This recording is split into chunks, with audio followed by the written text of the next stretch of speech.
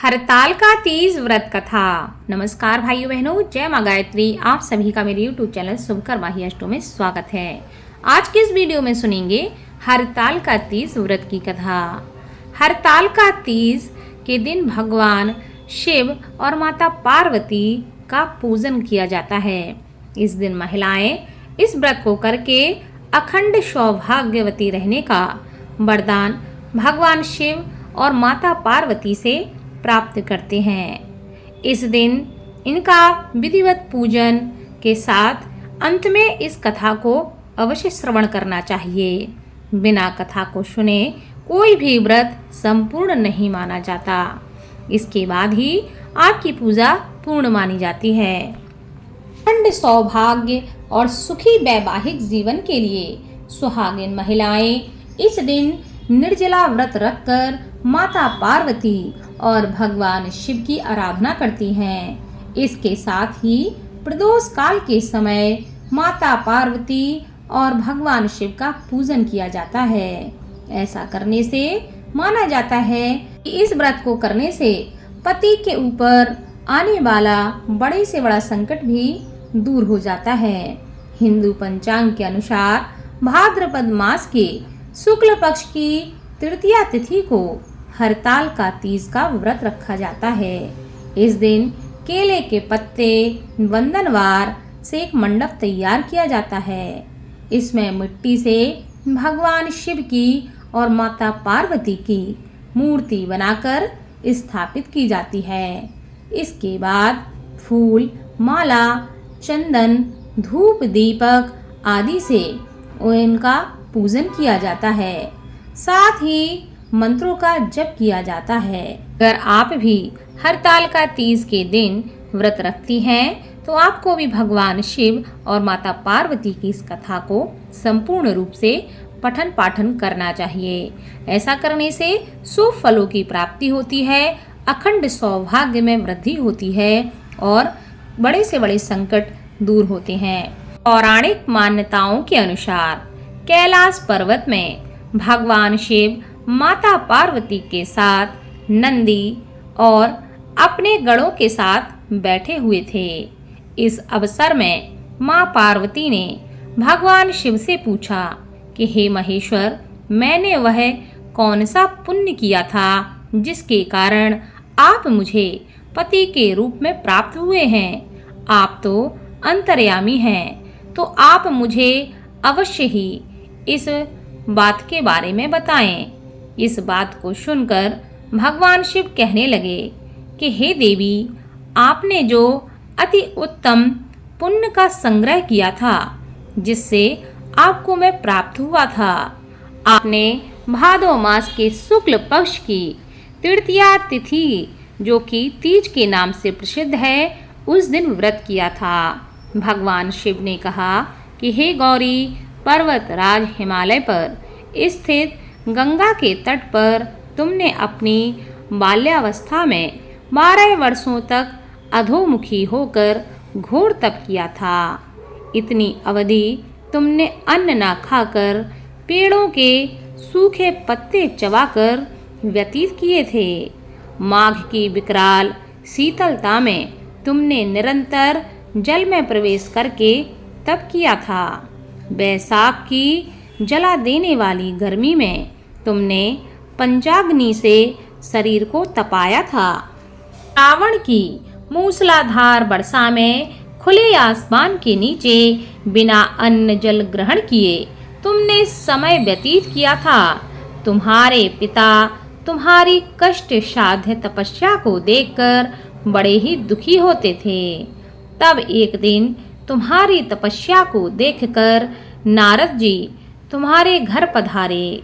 तुम्हारे पिता ने हृदय से अतिथि सत्कार करके उनके आने का कारण पूछा।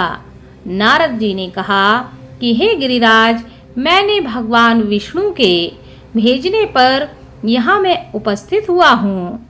आपकी कन्या ने बड़ा ही कठोर तप किया है। इससे प्रसन्न होकर वे आपकी सुपुत्री से विवाह करना चाहते हैं। इस संदर्भ में आपकी क्या राय है, वह मैं जानना चाहता हूँ। नारद जी की बात सुनकर गिरिराज गदगद हो उठे। उनके तो जैसे सारे कलेश ही दूर हो गए हों। प्रसन्न होकर वो कहने लगे कि हे नारद जी, यदि स्वयं विष्णु मेरी कन्या का वरण करना चाहते हैं तो भला मुझे इसमें क्या आपत्ति हो सकती है। वे तो साक्षात परब्रह्म हैं। हे महर्षि, यह तो हर पिता की इच्छा होती है कि उसकी पुत्री सुख संपदा से युक्त पति के घर लक्ष्मी बने। पिता की सार्थकता इसी में होती है कि पति के घर जाकर उसकी पुत्री पिता के घर से अधिक सुखी रहे। तुम्हारे पिता की स्वीकृति पाकर नारद जी विष्णु के पास पहुँचे और उनसे तुम्हारे ब्याह के निश्चित होने का समाचार सुनाया। मगर इस विवाह संबंध की बात जब तुम्हारे कान में पड़ी तो तुम्हारे दुख का ठिकाना न रहा। तुम्हारी एक सखी ने तुम्हारी इस मानसिक दशा को समझ लिया और उसने तुमसे उस विक्षिप्तता का कारण जानना चाहा। तब तुमने उसे बताया, मैंने सच्चे हृदय से भगवान शिव को ही अपना पति रूप में वरण कर लिया है, किंतु मेरे पिता ने मेरा विवाह विष्णु जी से निश्चय कर दिया है। मैं विचित्र धर्म संकट में फंस गई हूँ। अब मैं क्या करूँ? प्राण छोड़ देने के अतिरिक्त अब कोई दूसरा उपाय शेष नहीं बचा है। तुम्हारी सखी बड़ी ही समझदार और सूझबूझ वाली थी।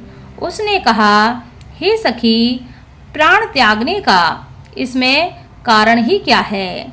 संकट के मौके पर धैर्य से काम लेना चाहिए। नारी के जीवन में सार्थकता इसी में है। पति रूप में हृदय से जिसे एक बार स्वीकार कर लिया है, जीवन पर्यंत उसी से निर्वाह करना चाहिए। सच्ची आस्था और एक निष्ठा के समक्ष तो ईश्वर को भी समर्पण करना पड़ता है।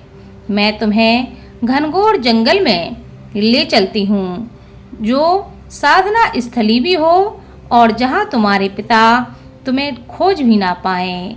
वहाँ तुम साधना में लीन हो जाना। मुझे विश्वास है कि ईश्वर अवश्य ही तुम्हारी सहायता करेंगे। तुमने ऐसा ही किया। तुम्हारे पिता तुम्हें घर पर ना पाकर बड़े ही दुखी और चिंतित हुए। वे सोचने लगे कि तुम जाने कहाँ चली गई। मैं विष्णु जी से उसका विवाह करने का प्रण कर चुका हूँ। यदि भगवान विष्णु बारात लेकर आ गए और कन्या घर पर ना मिली तो बड़ा ही अपमान होगा। मैं तो कहीं मुँह दिखाने के योग्य भी नहीं रहूँगा। यही सब सोचकर गिरिराज ने जोर शोर से तुम्हारी खोज प्रारंभ कर दी।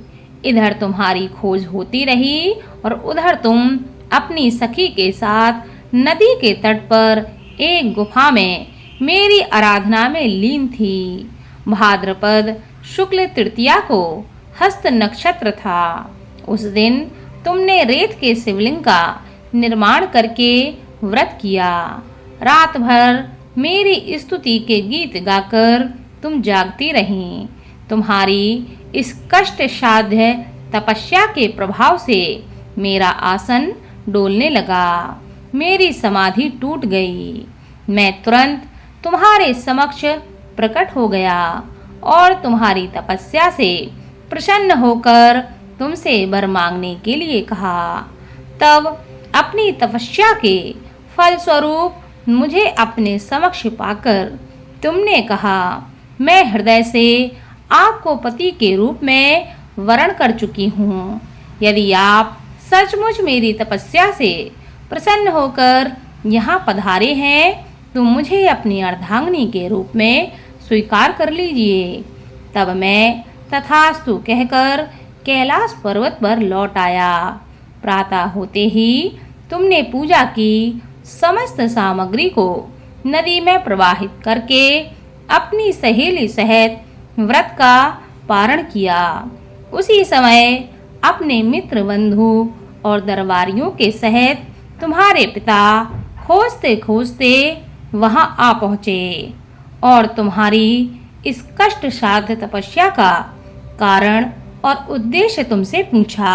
उस समय तुम्हारी दशा को देखकर गिरिराज अत्यधिक दुखी हुए और पीड़ा के कारण उनकी आंखों में आंसू आ गए। तुमने उनके आंसू पोंछते हुए विनम्र स्वर में कहा कि पिताजी, मैंने अपने जीवन का अधिकांश समय कठोर तपस्या में बिताया है। मेरी इस तपस्या का उद्देश्य केवल यही था कि मैं महादेव को पति के रूप में पाना चाहती थी।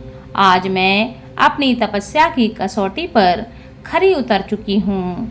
आप क्योंकि विष्णु जी से मेरा विवाह का निर्णय ले चुके थे, इसलिए मैं अपने आराध्य की खोज में घर छोड़कर चली आई। अब मैं आपके साथ इसी शर्त पर घर जाऊंगी कि आप मेरा विवाह विष्णु जी से ना करके महादेव जी से करेंगे। गिरिराज जी पार्वती जी की बात मान गए और उन्हें घर ले आए। कुछ समय के बाद शास्त्रोक्त विधि विधान के साथ तुम्हारा और मेरा विवाह संपन्न करवाया गया। हे पार्वती, भाद्रपद की शुक्ल तृतीया को तुमने मेरी आराधना करके जो व्रत किया था, उसी के फलस्वरूप मेरा विवाह तुमसे हो सका है। इसका महत्व यह है कि मैं इस व्रत को करने वाली कुंवारियों को मनोवांछित फल देता हूँ और सुहागिन महिलाओं को अखंड सौभाग्य का आशीर्वाद देता हूँ। प्रत्येक युवती को यह व्रत पूरी एक निष्ठा और आस्था के साथ करना चाहिए। इस व्रत को करने से, इस कथा को सुनने से भगवान शिव की और माता पार्वती की कृपा हमेशा बनी रहती है और जीवन में किसी भी प्रकार का संकट नहीं आता है। कुंवारी कन्याएं इस व्रत को अच्छे पति की प्राप्ति के लिए करती हैं और सुहागिन महिलाएं इस व्रत को अपने पति की लंबी आयु, अखंड सौभाग्य और अच्छे स्वास्थ्य के लिए करती हैं। इस व्रत को करने से समस्त प्रकार के मनोरथ पूर्ण होते हैं और भगवान शिव और माता पार्वती की कृपा हमेशा बनी रहती है। बोलो भगवान शिव और माता गौरी की जय। इस कथा को ज़्यादा से ज़्यादा शेयर करें। धन्यवाद।